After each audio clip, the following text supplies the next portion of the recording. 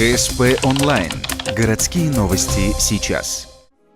Пятница, 10:00, Ухтинский технический лицей имени Рассохина. 14-я республиканская конференция «Интеграция». В этом году она работает в 12 направлениях, начиная от технических специальностей и заканчивая гуманитарными. Есть и секция под названием «Медицина и здоровье». В заявленных темах – изучение состава газировки, брекеты за и против, зависимость количества аскорбиновой кислоты в яблоках от их сорта, связь сбалансированного питания и здоровья. Предметы исследования.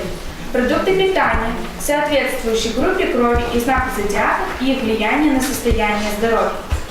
Предположим, что наше питание станет более сбалансированным, полезным и положительно повлияет на эмоциональное состояние здоровья конкретного человека, если при выборе меню учитывать группу крови и знак зодиака. Темы хоть и актуальны, но на диссертации, конечно, пока не тянут. Зато уж точно помогают подросткам научиться исследовательской работе. Есть, кстати, здесь и отдельная секция для взрослых. В направлении современной технологии в обучении и воспитании участие принимают практикующие молодые педагоги из Ухты, Сыктывкара, Сосногорска, Печоры и Ижемского района. Вообще у интеграции 2016 очень обширная география. Без малого 200 участников почти из каждого муниципального образования республики. Оценивают их 42 члена экспертной комиссии.